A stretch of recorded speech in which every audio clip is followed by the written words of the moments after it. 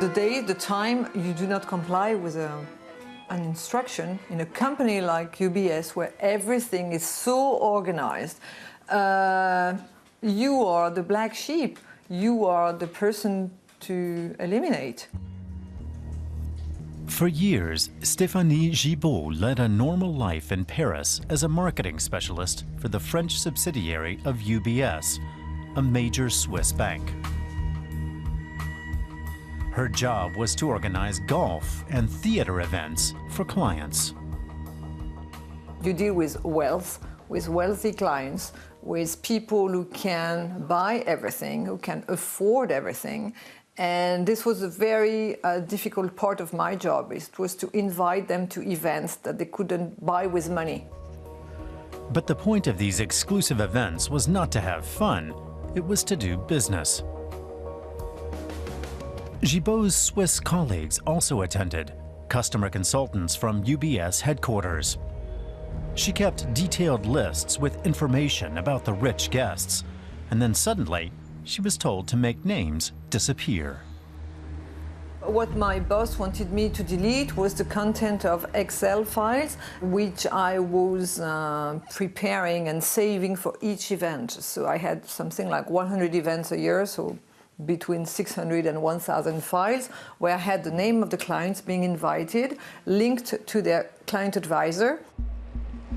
At the time, back in 2008, UBS was making front pages around the world. Things in Paris's bank district were still quiet when Stéphanie Gibaud learned that her employer had been helping wealthy clients in the United States evade taxes. Then it dawned on her, there were parallels in France.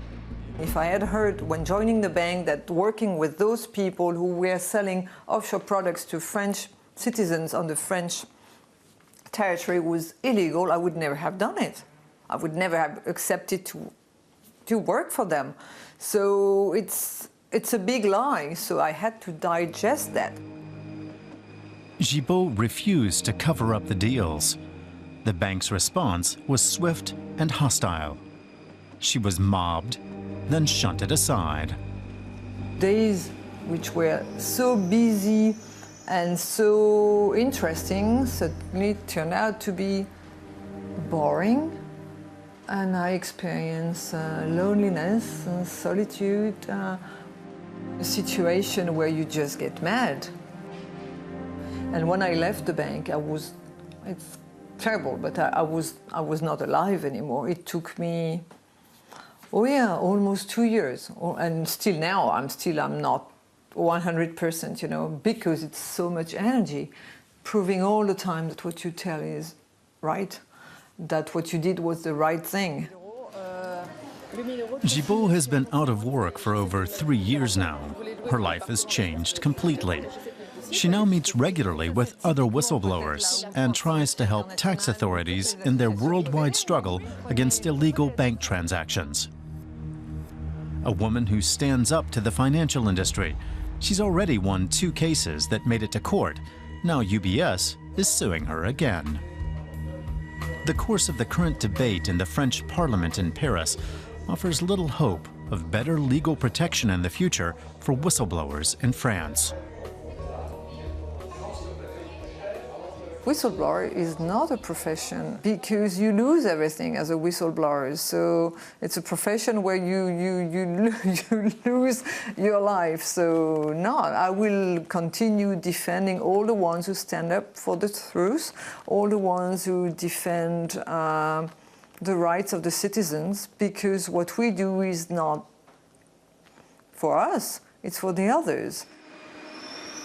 At 50, Gibaud has now given up hope that she'll find a new job.